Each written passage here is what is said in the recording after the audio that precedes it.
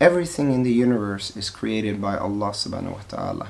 And everything, the sun, moons and stars, the planets, the air, earth, the water, has a certain nature. It's governed by a law, you can say, that in which nature it operates, and this is what we call sharia. This is universal law, because it is all created by Allah, and Islam is dini Allahu. So Islam is the deen when everything in the universe is living according to its nature. So the sun is Muslim, the moon is Muslim, the stars are Muslim, the animals are Muslim, human beings are Muslim. Human beings have free will, so we can choose to live in accordance with our nature or rebel against our nature. And this is what it means mystically, Muslim or non-Muslim. If you are in alignment with your nature, or if you rebel against your own nature. So, since everything is governed by law,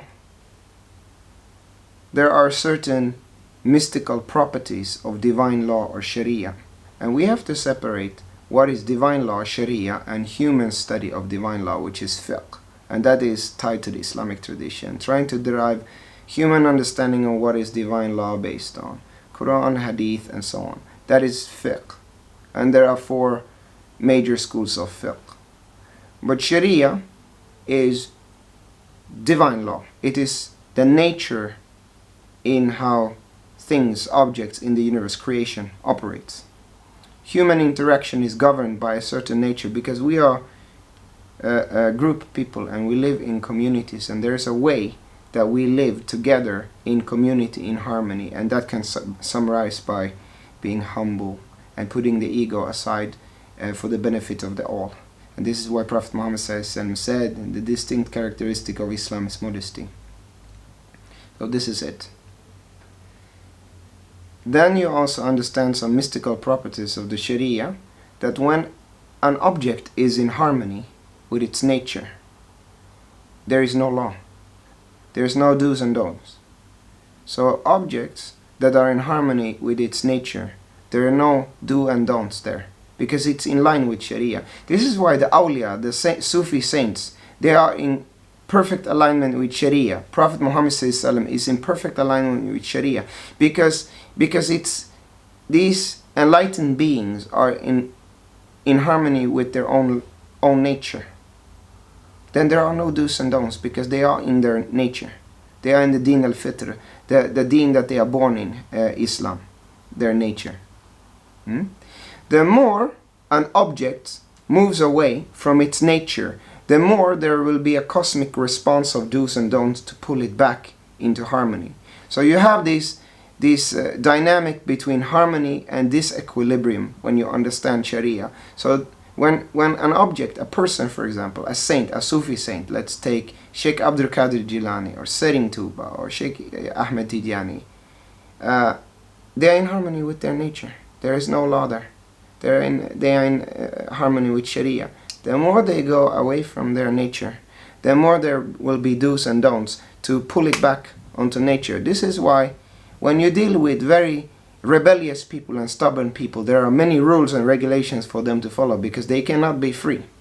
So the more in harmony something is, the more free it is, because it can see itself. The more in disequilibrium something is, the more do's and don'ts. This is why, for example, the financial services sector is heavily regulated with rules and regulations, because there is so much greed, and greed is something that is in disharmony with cosmic law, and it creates a cosmic disturbance. So therefore there must be much regulation to put it back into harmony. And in the same way, with the emergence of some extreme groups within Islam, this has put Islam, or the tradition of Islam now, not the dini Allahu, because dini Allahu, Islam has always existed, but the tradition that came from Prophet Muhammad ﷺ, in this equilibrium, there is fitna, there is wars, there is extremism, there is a destruction of Sufi shrines, there is bullying and killing of Sufis, there is bullying and killing of Shias, and there is so much trouble in the Muslim world. Therefore, As a result of that, there is constant debate on Sharia as well. There's constant debate on divine law. You know that 100 years ago, we didn't debate Sharia all the time, as we do today. But what we don't really debate Sharia, we debate fiqh, or human interpretation of divine law. Sharia is God's law, or that's the nature of things. So that's because it's in this equilibrium, because people are rebellious and there is a lot of wickedness. Again, when an object is in harmony, there is no law there, because it's in harmony. That's why the saints are in harmony with Sharia.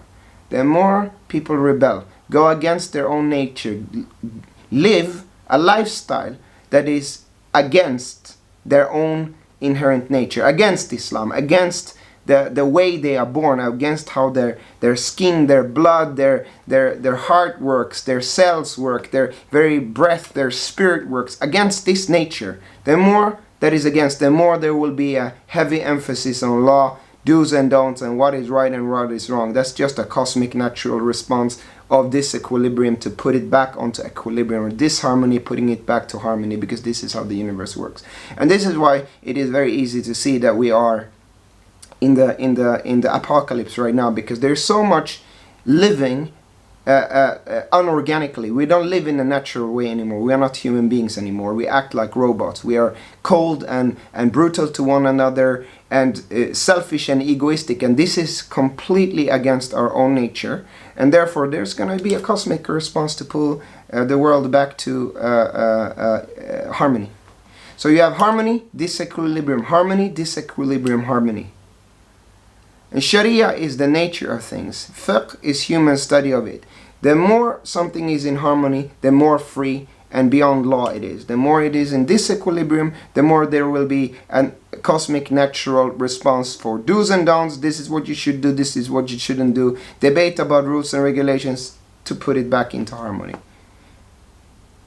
Hopefully this is helpful. Assalamu alaikum.